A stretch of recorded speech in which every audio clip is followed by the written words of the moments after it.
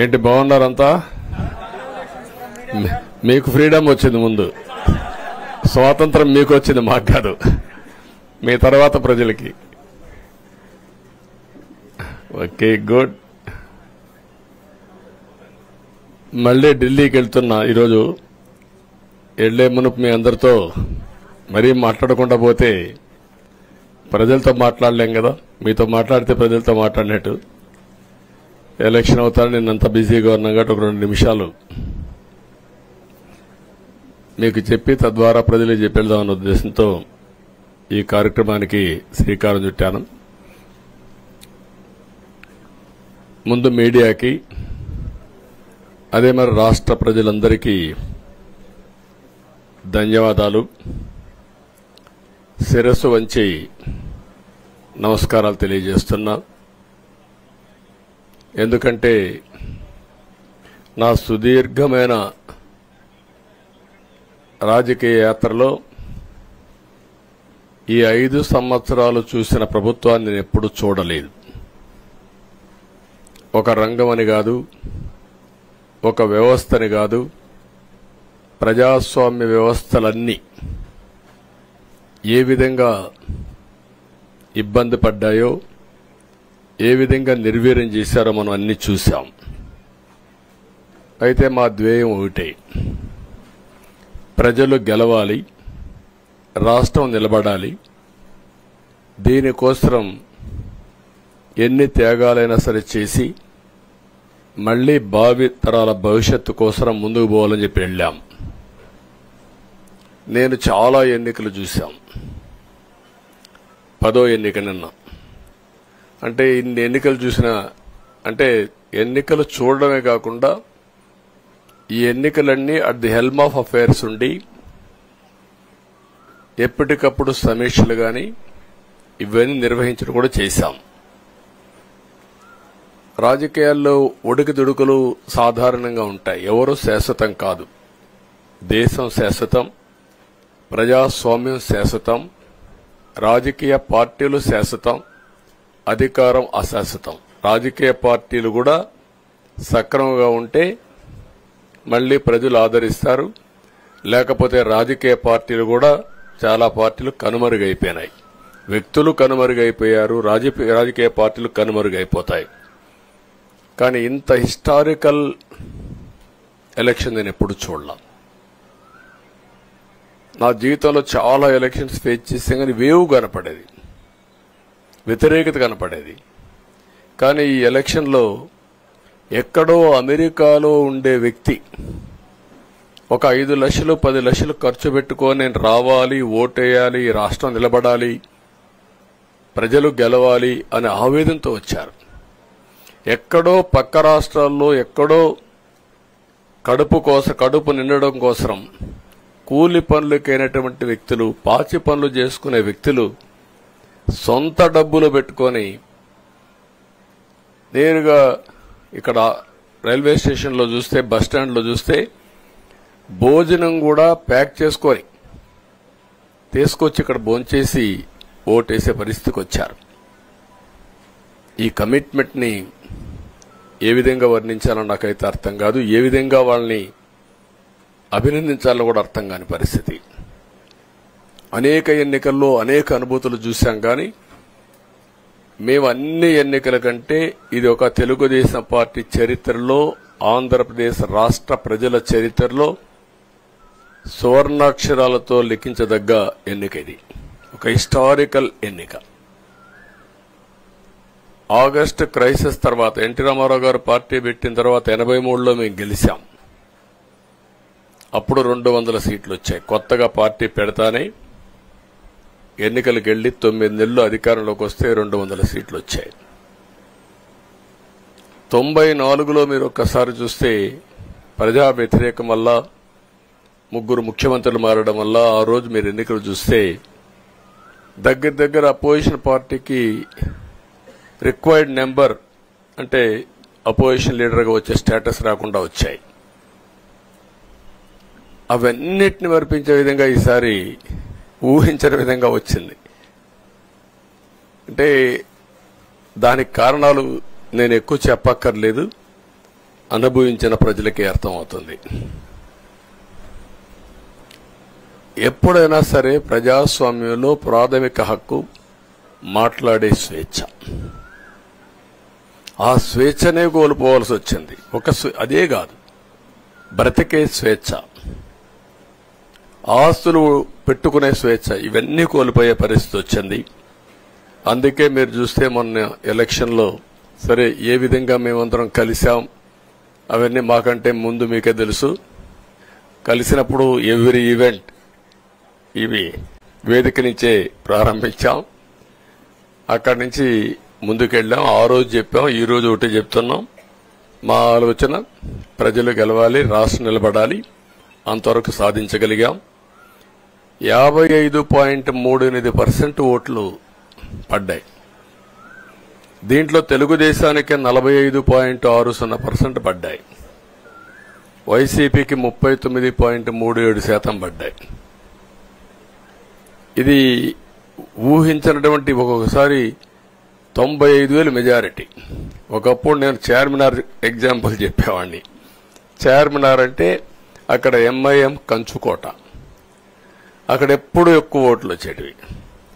ఆ తర్వాత కుప్పం, సిద్దిపేట పోటీ పడేటి రెండో స్థానానికి. అప్పుడు కూడా 70,000, 80,000, 50,000 కాడ ఆగిపోయేవాళ్ళం. ఈసారి 95,000, 94,000, మళ్ళా 92,000, 91,000.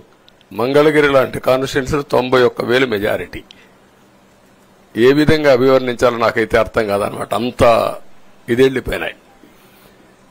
ఇవన్నీ చూసిన తర్వాత ప్రజలు ఇచ్చిన తీర్పు మీరు చూస్తే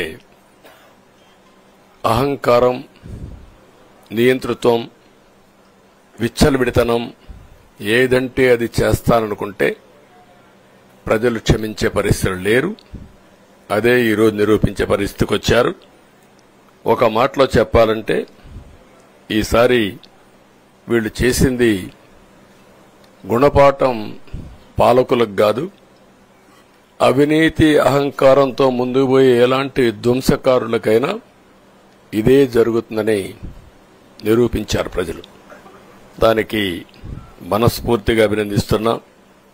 అదే సమయంలో 5 సంవత్సరాలు మా కార్యకర్తల పడిన ఇబ్బందులు, చాలా మంది స్లీప్లెస్ నైట్స్, కంటి నిండా నిద్రపోని పరిస్థితి. అక్కడి నుంచి నేను చూస్తే చాలా కడాన మనిషిని హింస పెడుతూ నువ్వు ప్రాణంతో బతకాలంటే జై జగన్ అనమంటే జై తెలుగుదేశం, జై చంద్రబాబుని ప్రాణాలు వదిలిన సందర్భం చంద్రయ్య. ఇది తలుచుకుంటే ఆ కమిట్మెంటే, ఆ త్యాగాల ఫలితమే ఈరోజు ప్రజాస్వామ్యాన్ని కాపాడుకోగలిగాం. ఒక మా కార్యకర్తలకే కాదు, మీడియా 5 ఏళ్లు మీరు పడిన ఇబ్బందులు, మీరు కోర్టుల చుట్టూరు తిరిగిన ఇది, మిమ్మల్ని సిబిసిఐడి ఆఫీసులో పెట్టి వేధించిన విధానం, అవి తలుచుకుంటే ప్రజాస్వామ్యమే సిగ్గుతో తలంచుకోవాలి. అలాంటి సంఘటనలు జరిగాయి. మేనేజ్మెంట్ని ఒకరినని కాదు, ఎవరినైనా పట్టుకురావచ్చు, ఏదైనా చేయొచ్చు అనే ధీమా వచ్చేసి ఇష్టానుసారంగా ప్రవర్తించే పరిస్థితికి వచ్చారు.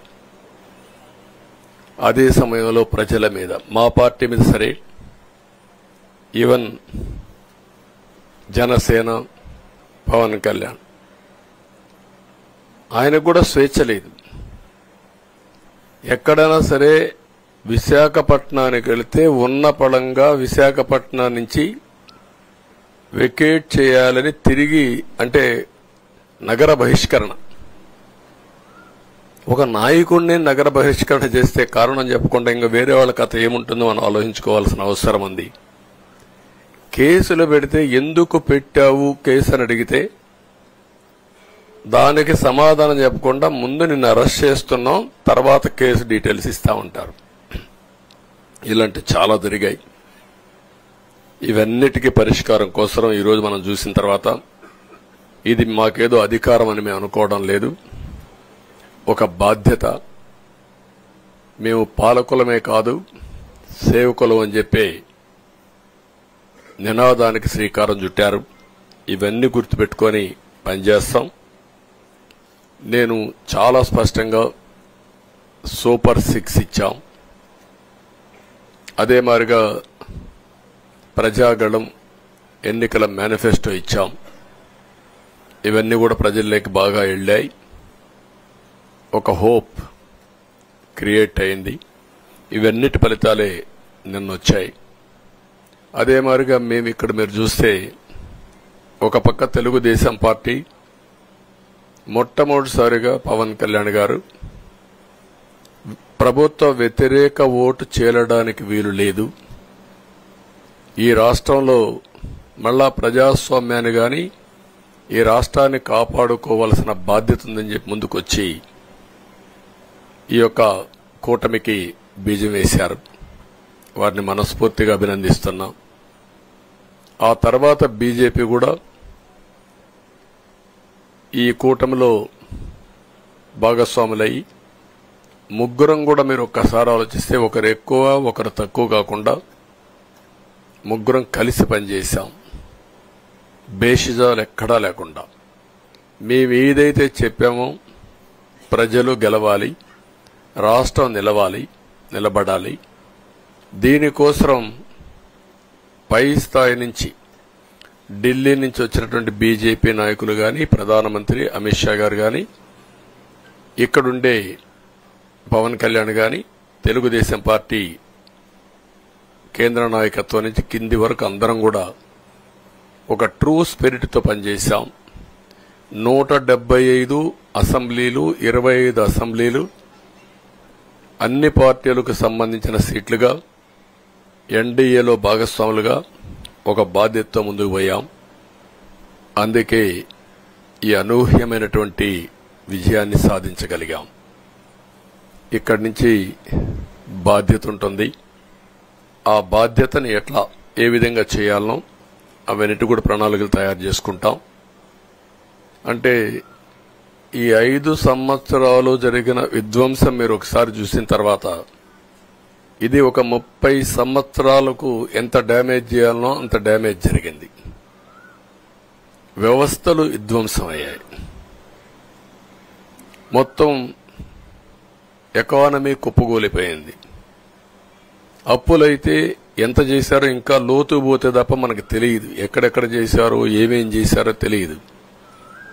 ఇంకొక పక్క ఎక్కడికక్కడ సహజ సంపద, ఒక శాండ్ కావచ్చు, మినరల్ వెల్త్ కావచ్చు, లేకపోతే ఏదంటే అది ఇంకా మాకు అడ్డే లేదు, ఏమైనా చేయగలుగుతాం, ఎవరైనా అడ్డొస్తే తొలగించుకుంటా పోతామనే ధీమాతో ముందుకు పోయారు.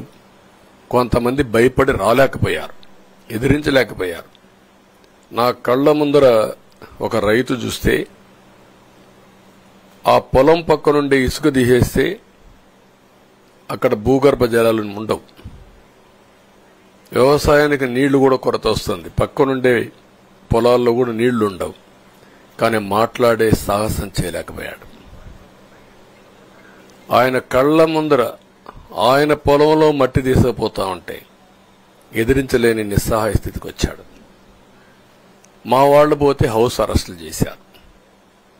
ఇవన్నీ చెప్పుకుంటూ పోతే ఒకటి కాదు, చాలా జరిగాయి. అవన్నీ కూడా ఏ విధంగా చేయాలనో చేస్తూనే మళ్లీ వ్యవస్థలన్నీ కూడా పునరుద్ధరించాల్సిన బాధ్యత ఉంది. అదే మరిగా మాకు ఒక 4-5 రోజులు ఇవన్నీ చూసిన తర్వాత డెప్త్కి పోయిన తర్వాత మీరు పేపర్లో రాసినట్టు గాని మేము మాట్లాడినట్టు గాని ఒక లెవెల్లో ఆగిపోయినాయని నా ఉద్దేశం. ఎందుకంటే నేను రాజకీయాలు 40 ఏళ్లు చూశాను. ప్రభుత్వాలను మేము అధికారం ఉన్నప్పుడు చూశాను, బాగు చేసి మళ్ళా అపోజిషన్కి వస్తానే వీళ్ళు నాశనం చేస్తే మళ్లీ నేను అధికారంలోకి వస్తానే దాన్ని బాగు చేయాలంటే ఎన్ని కష్టాలు ఉన్నాయో నేను చూశాను. ఒకప్పుడు పవర్ సెక్టర్ మీరు చూస్తే కరెంట్ ఎప్పుడు వస్తుందో ఎప్పుడు పోతుందో తెలియని పరిస్థితి నుంచి హైదరాబాద్ లో విద్యుత్ సౌధ దగ్గర రాఘవరెడ్డి ఉండేవాడు, కమ్యూనిస్ట్ లీడర్. నల్గొండ నుంచి రైతులు తీసుకొచ్చి సమ్మర్ వస్తే అసెంబ్లీ ఏప్రిల్లో ఉంటే గొడవలు. సగం టైం మేము కరెంటు కొరతపైనే చర్చించేవాళ్ళం. That were the days. అలాంటిది నేను 1999 నుంచి పవర్ సెక్టర్ రిఫార్మ్స్ తీసుకొచ్చి 2004కి సర్ప్లస్ బాధ్యతతో క్వాలిటీ పవర్ ఇవ్వడం మొదలుపెట్టాం. 2014కు మళ్లీ 22 మిలియన్ యూనిట్లు ఆంధ్రప్రదేశ్లో కొరత కరెంటు. వ్యవస్థలన్నీ నిర్వీర్యం అయిపోయినాయి. తర్వాత మళ్లీ సెట్ చేసి 2 నెలలు 3 నెలలు కరెంటు కొరత లేకుండా చేసి వ్యవస్థలన్నీ పటిష్టంగా చేసి సోలార్ విండ్ తీసుకొచ్చి కాస్ట్ తగ్గిస్తే ఇప్పుడు మీరు చూశారు ఎంత పవర్ ఛార్జెస్ పెంచారు. 9 సార్లు పెంచారు. ఎందుకు పెంచారో నోబడీ నోస్. దానికి రీజనే లేదు. ఇప్పుడు ఎక్కడుందో దాన్ని ఎత్తుక్కుంటే ఎంత లోతు పోయిందో కూడా తెలియదు. దాన్ని ఏ విధంగా రిపేర్ చేయాలి, ఎంత డబ్బులు తెచ్చారు, ఏ పేరుతో తెచ్చారు, అవన్నీ ఒక వ్యవస్థను కాదు, సంబంధం లేని వ్యవస్థతో డబ్బులు తీసుకొచ్చి సంబంధం లేని డిపార్ట్మెంట్కి ఇచ్చారు. ఇలాంటి చాలా ఉన్నాయి. అవన్నీ ఇన్ కోర్స్ ఆఫ్ టైం మీకు కూడా చెప్తాం. అల్టిమేట్ గా ఇదేదో మేము అధికారం అంటే జుబిలియంట్ గా బ్రహ్మాండంగా ఉందనుకోవడానికి కాదు. ఒక బాధ్యతతో మా మీద ఎంత నమ్మకం పెట్టుకున్నారో ఈ ప్రజల్ని మళ్లీ ఒక దారి చూపించే మార్గం మేము చూపిస్తాం. ఇంకొక పక్కన మీరు ఒకసారి ఆలోచిస్తే ఇదే అసెంబ్లీలో నాకు, మా కుటుంబానికి, మా మిస్సెస్కి జరిగినటువంటి అవమానానికి నా జీవితంలో ఎప్పుడూ బాధపడలా. నా మీద బాంబులతో దాడి చేసినప్పుడు కూడా వీరోచితంగా ఎదుర్కొన్నా. 2003 సెప్టెంబర్, అక్టోబర్ నాకు ఇప్పటికి కూడా జ్ఞాపకం. ఆ రోజు నా మీద బాంబులు చేసినప్పుడు చాలా ఒక పానిక్ రియాక్షన్లో కూడా నేను భయపడలేదు. అలాంటి వ్యక్తిని మీరు చూస్తే అది ఆ సంఘటన చూసిన తర్వాత ఇలాంటి కౌరవ సభలో ఉండడం కరెక్ట్ కాదని అసెంబ్లీలో చెప్పి దానికి కూడా మైక్ ఇవ్వకపోతే చెప్పేసి బయట వచ్చి ప్రెస్ కాన్ఫరెన్స్ చెప్పి అనౌన్స్ చేశాను. మళ్లీ క్షేత్రస్థాయిలో గెలిచి అసెంబ్లీని గౌరవ సభ చేసి అసెంబ్లీకి ఎంటర్ అవుతానని చెప్పాను. నేను ఏదైతే ఆ రోజు ఒక ప్రతిజ్ఞ చేశానో దాన్ని నిజం చేయడానికి ప్రజలు సహకరించారు. మామూలుగా సహకారం కాదది. నేను ఇన్ని సంవత్సరాలు చాలాసార్లు చాలా ఎలక్షన్లు గెలిచాం, కొన్ని ఎలక్షన్లో ఓడిపోయాం. ఎలక్షన్లో ఓడిపోయినప్పుడు నేను ఎప్పుడూ కుంగిపోలేదు. ఎలక్షన్లో గెలిచిన తర్వాత గంతులేయలేదు.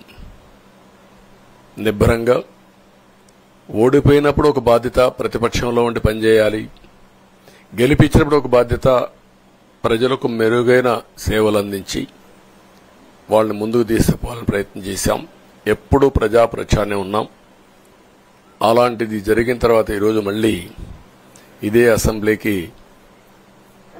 నేను ఏదైతే చెప్పానో అది చేసి వెళ్ళడం అనేది ఒక తృప్తి, ఒక గౌరవం. ఆ గౌరవాన్ని నిలబెట్టిన ప్రజలను కూడా మనస్ఫూర్తిగా అభినందిస్తూ మీ రుణం తీర్చుకుంటాం. ఏ విధంగా పనిచేయాలో పనిచేస్తాం.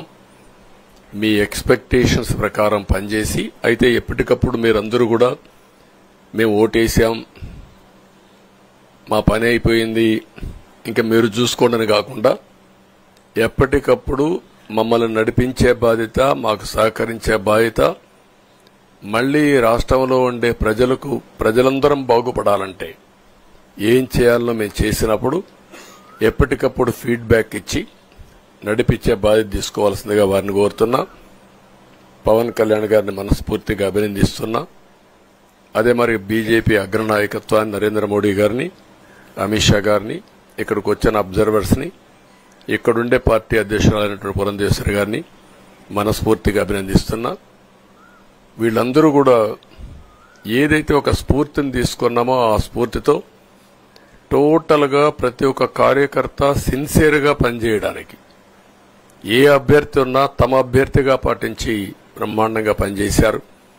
వాళ్ళందరినీ అభినందిస్తున్నా. ఈరోజు మా విజయం మూడు పార్టీల కార్యకర్తల సమిష్టి కృషి. వారందరినీ అభినందిస్తూ ఈరోజు ఢిల్లీకి పోయి వచ్చిన తర్వాత ఒకసారి మళ్లీ ఇవన్నీ ఎప్పటికప్పుడు సమీక్ష చేసుకుంటూ ముందుకు పోతా అని చెప్పి తెలియజేసుకుంటూ మరొక్కసారి మీ అందరికీ అభినందనలు, ధన్యవాదాలు. థ్యాంక్ యూ అనండి.